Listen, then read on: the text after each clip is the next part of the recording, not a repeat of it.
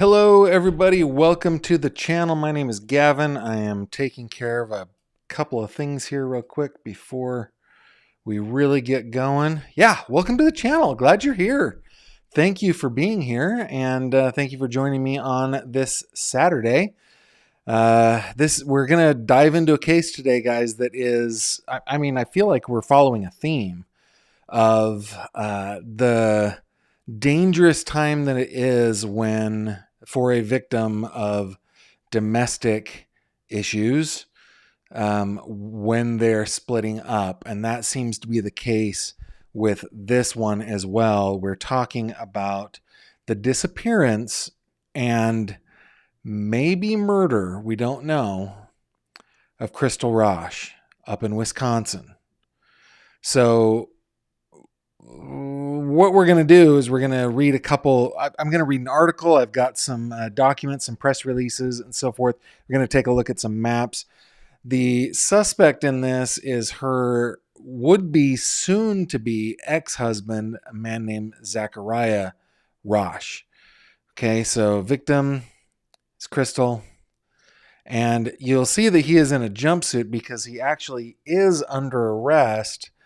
And we're going to get into that. So let's head on over to this article that came from WISN in Wisconsin. Okay, missing woman's husband. This is from the 28th. Okay, we're gonna do some updates, but I want to go through chronologically. So this is from the 28th. Here we go. Dodge County, Wisconsin.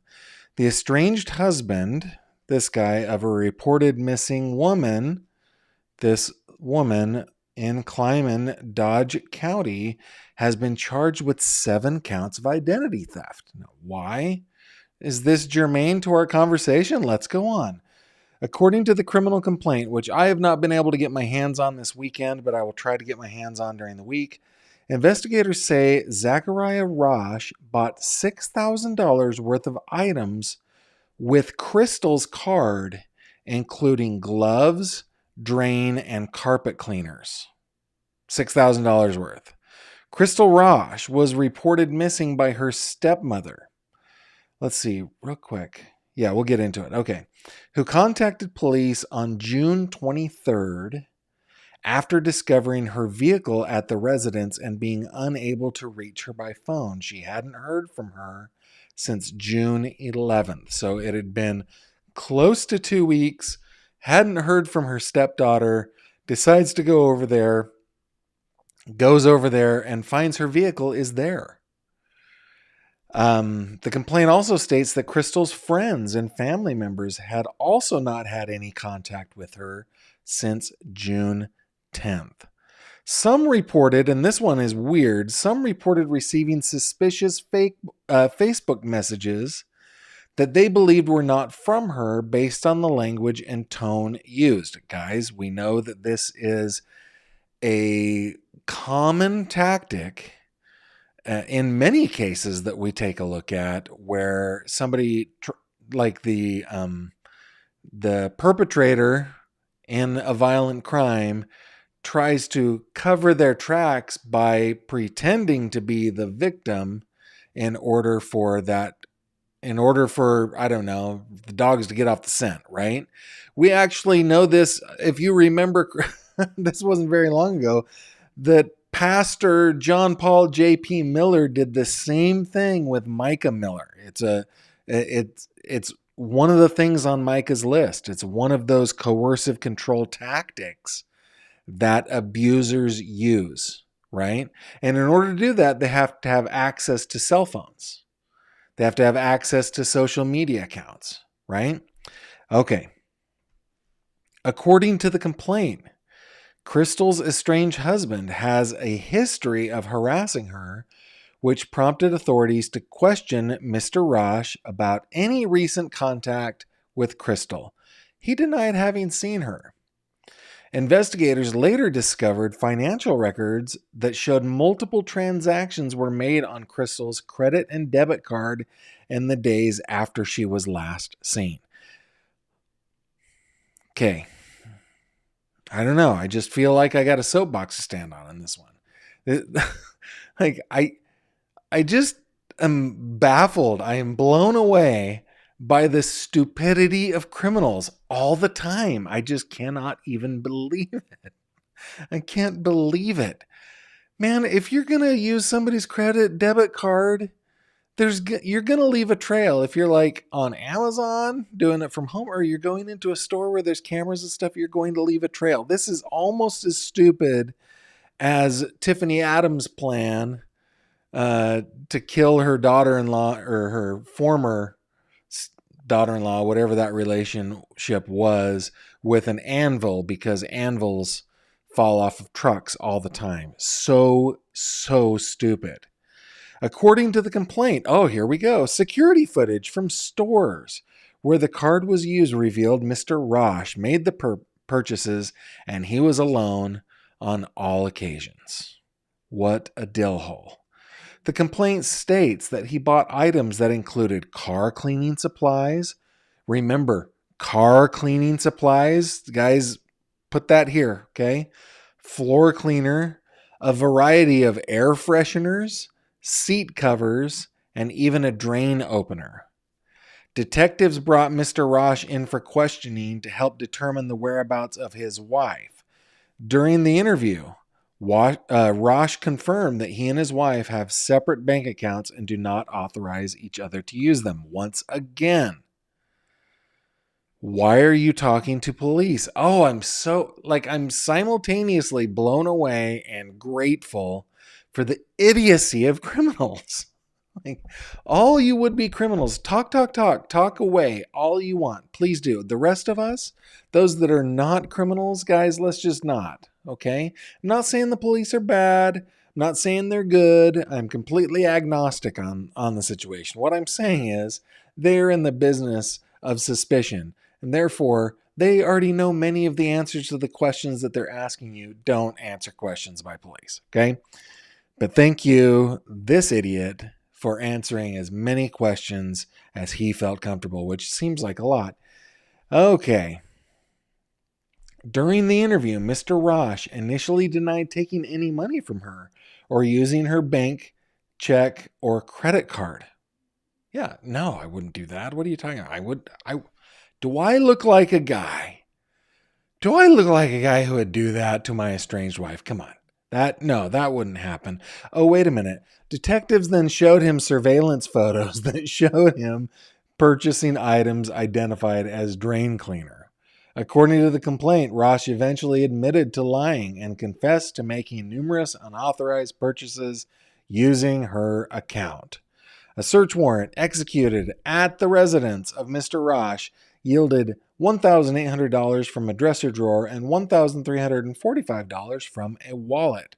So what are we at? We're at 3,100 or 2,100. What is that? 3,100 bucks.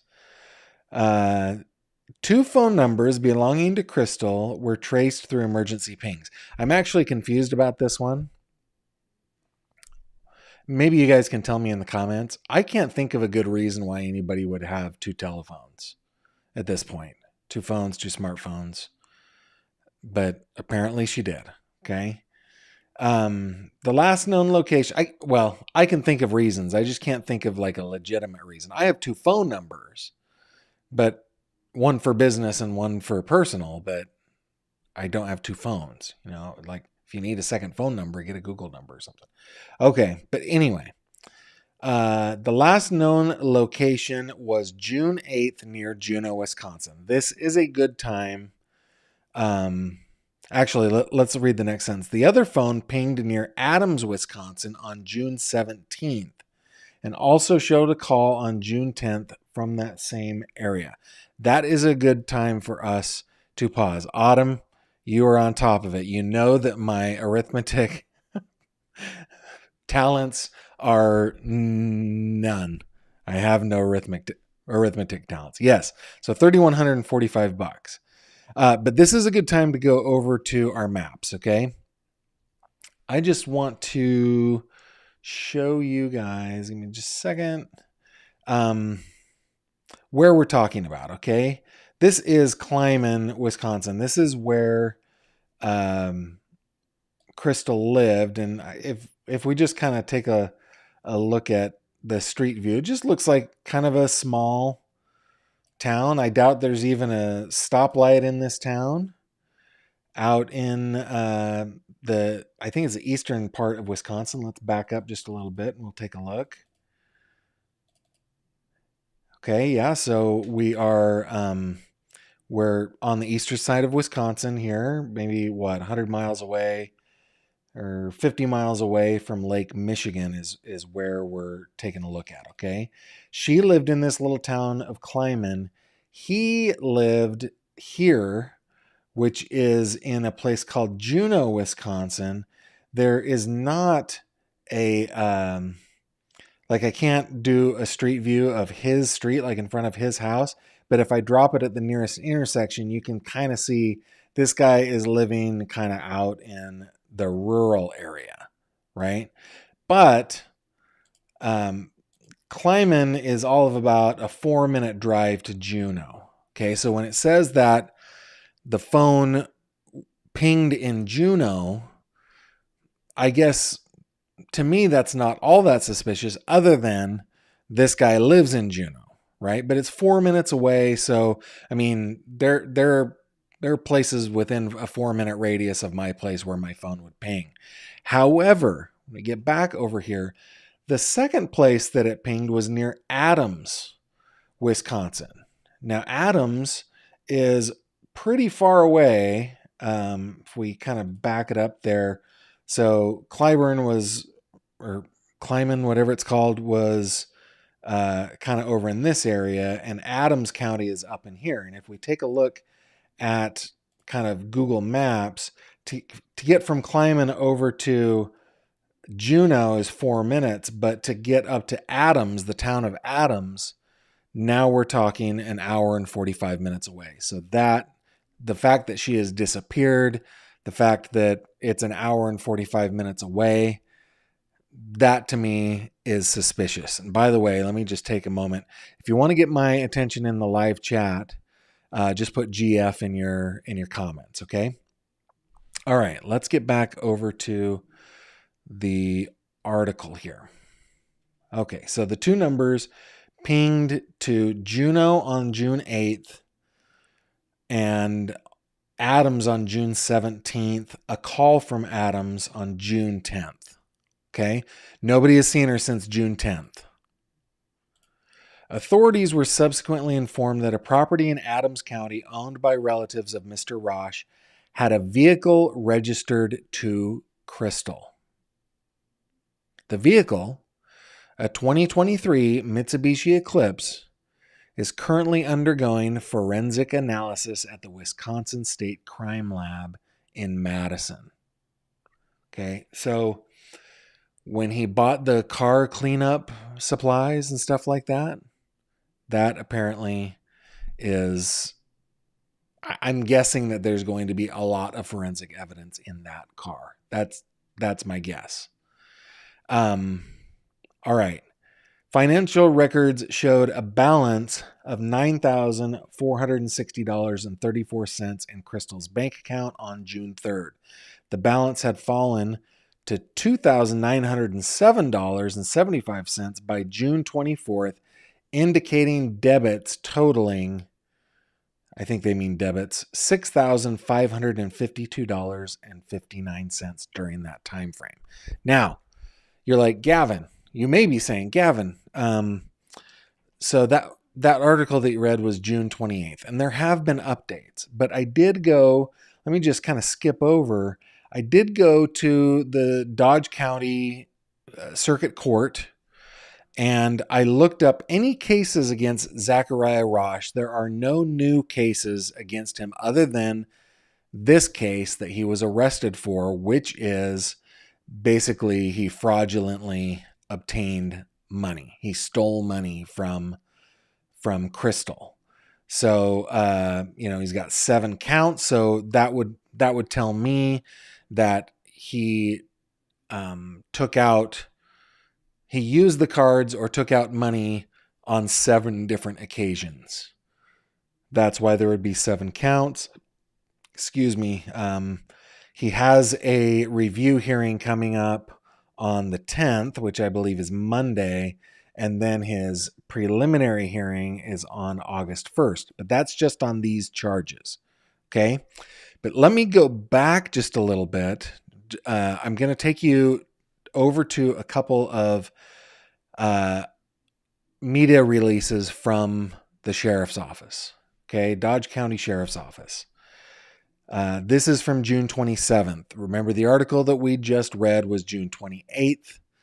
And I believe, if I remember correctly, it was June 23rd that the stepmom went over to find her. So this is now on the 27th, okay? And this is what, I guess, precipitated the media attention. All right. Missing person search. The Dodge County Sheriff's Office is currently conducting a search for a missing person in the Kleiman area. We're currently not releasing details of this investigation as, at this time, we need this to be restricted to law enforcement sanctioned searches. We are not currently asking for volunteers to assist with the search, and we are asking, in fact, that people avoid the area. I'm sure, actually, this kind of happened to me today. I was driving home and I saw 3 police vehicles, and I thought, wonder what those guys are doing there. Kind of close to my house. Should I go over there and find out?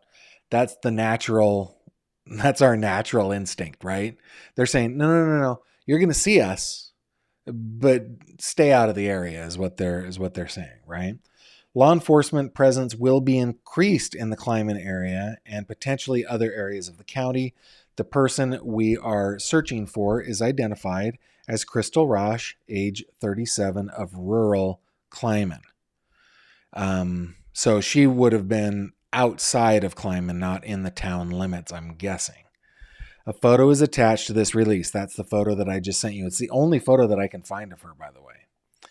If anyone has information related to the location of Crystal RASCH, they can call the Dodge County Sheriff's Office tip line, and then a press conference is planned for 5 p.m. that same day. And I just realized I didn't get that ready to show you guys, but we've got plenty of content here. All right. The following day, we had an update from the sheriff who said this: the Dodge County Sheriff's Office remains committed to the investigation into the disappearance of Crystal RASCH and has dedicated every available resource to locating her. By the way, and this is just my opinion here, right, that I think by the 27th, they thought that this was a murder. That's what I think.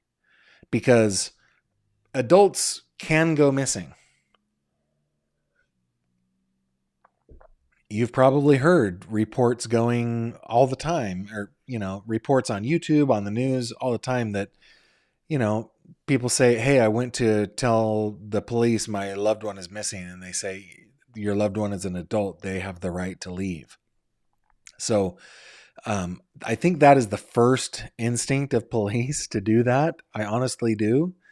And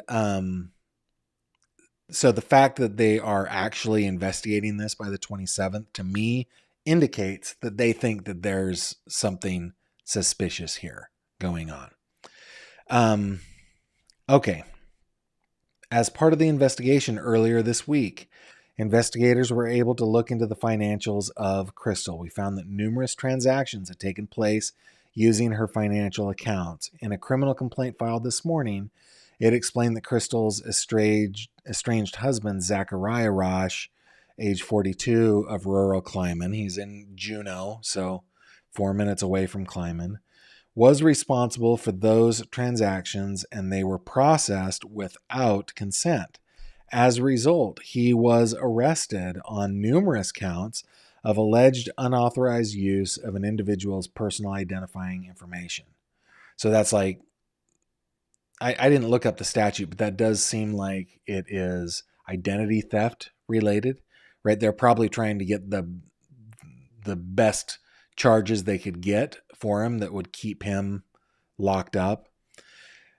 Zachariah RASCH made his initial appearance in court today at 12:45 a.m. Yes, there are courts that there are judges that are on call in these rural areas. That's the way it is, kind of where I live. and probable cause was found by the court commissioner. A $250,000 cash bond was issued, and he remains in custody in the Dodge County Jail. Of course, all persons are innocent until proven guilty in a court of law.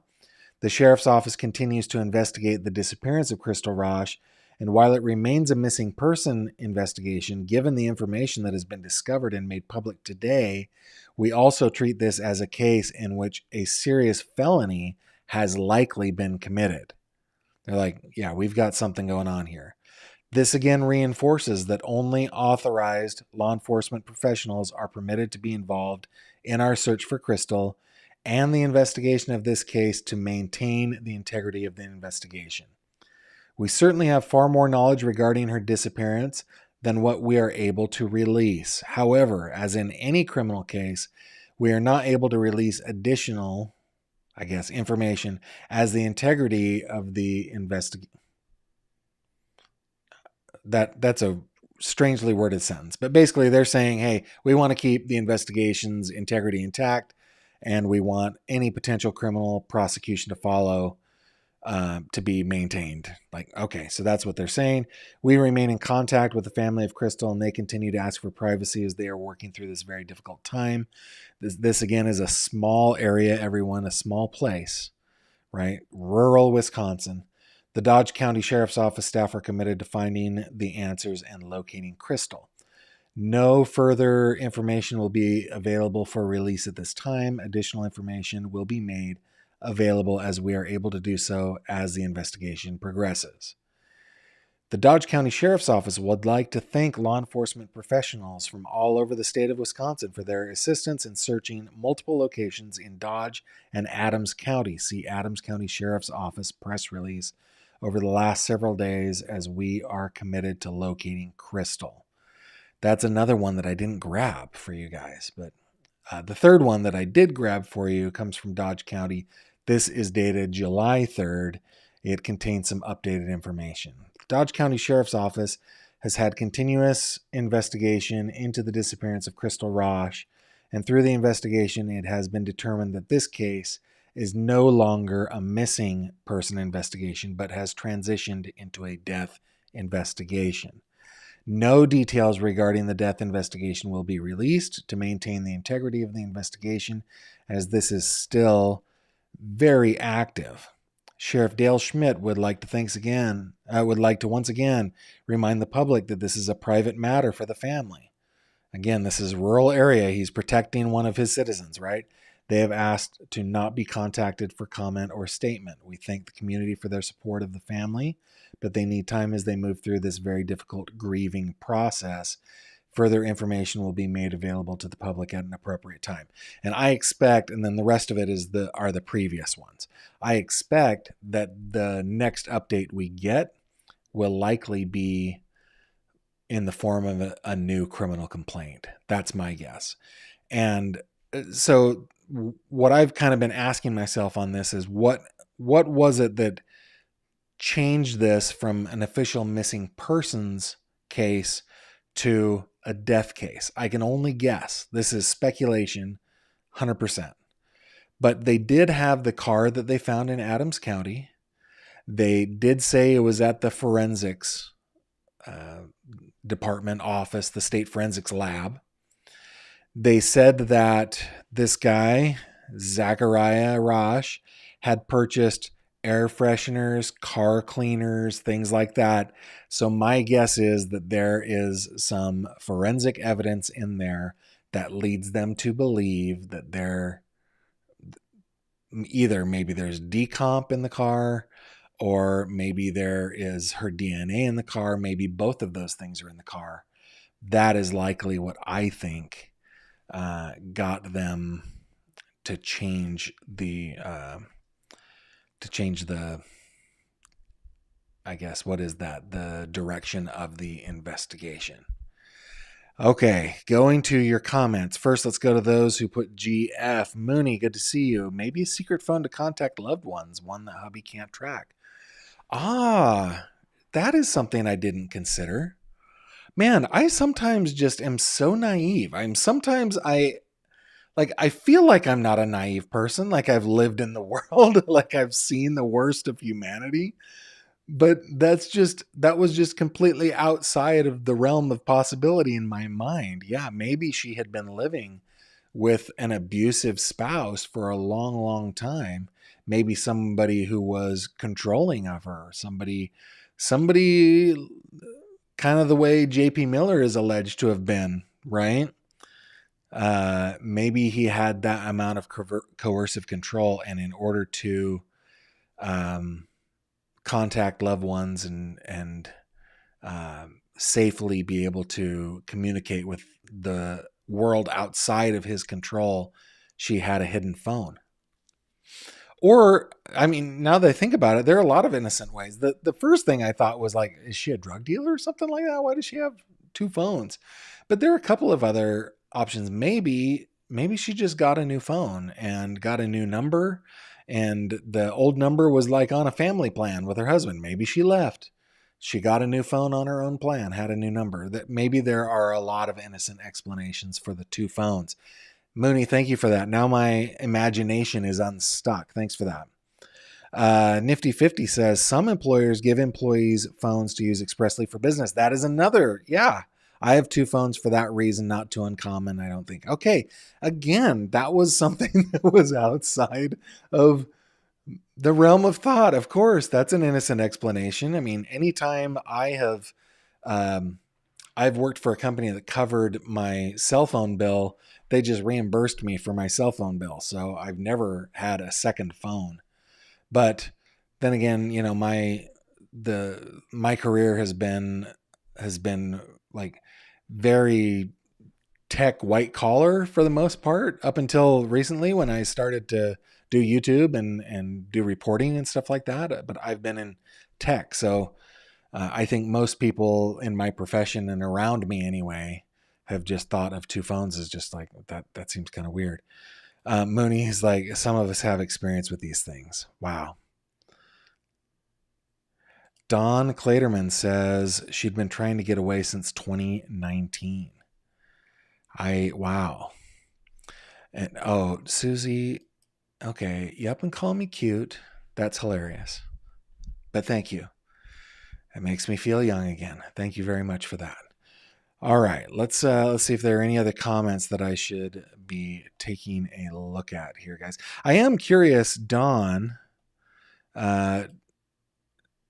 Dawn saying she'd been trying to get away since 2019.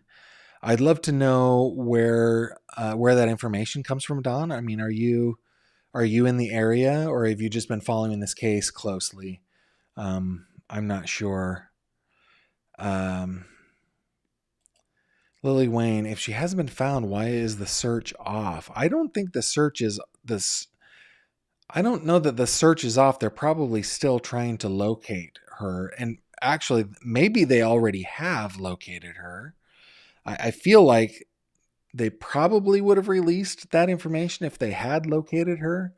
But I don't think the search is off. I think maybe the search for her alive is off. Now they're doing okay, let's look for a body kind of thing.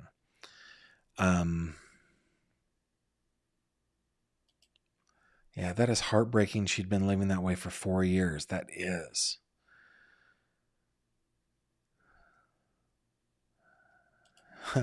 Kate Randolph, Gavin, maybe you're not naive. Maybe you've just seen too much for an innocent explanation. Yeah, I'm super suspicious. I'm a suspicious person now. Right? Yeah. That's yeah, Jackie says they must have found some evidence. Yeah.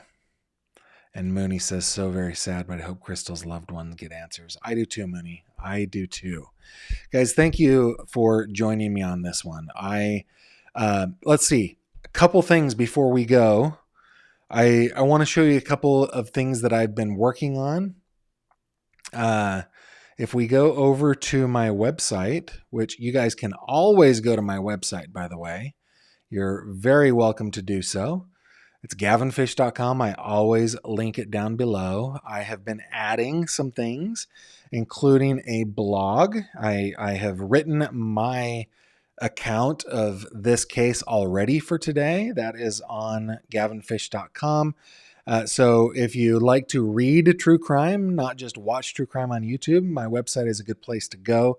I've also been playing around with this idea of going through my Google alerts every night and just kind of aggregating together some of the more interesting true crime stories and publishing those on the website. So I have been doing that. Also, you'll start to see that I'm starting to get some advertisers for the site. So another way that you guys can support me is by supporting those who advertise on my site, those that sponsor me, those that are affiliated with me, and so forth. So you will, when you click on blog posts, you will see things like this up there. So that is what's been going on my website. Of course, all of the cases that I do very deep dives on are still there. They still have all of the documentation in them, all the documents, the timelines, the audio and video recordings, 911 calls, all that stuff is still on my website. And then the last thing that I want to bring you up to you, like I have been pretty regularly every live stream for the last several months, I want to point out this little fishy up in the top. That little fishy, when you click on it, goes to the fish tank on YouTube. We're over 1,800 members now. And this is a group on Facebook where we just like to chat about true crime, the cases that I cover. And if there are cases that you want me to cover, that is a good place to go. So join the fish tank if you're on Facebook and it's your kind of deal, if you like that sort of thing. And also, one of the things that my mods, Jamie and Autumn, do as a service to you guys is they message you on Facebook when I'm going to go live, just in case you're missing the YouTube notifications. So I just wanted to bring that up. So guys, thank you very much for joining me. We will keep an eye on this case. I've got a Google alert set up so that I will know anytime anything new happens on the case, and when it does, I will bring it to you. With that, I shall bid you adieu, and I will see you on the next one. Thanks for coming. Take care. Thank you very much for watching this video. If you liked what you saw, please consider subscribing. And if you have any questions or comments, please leave them below.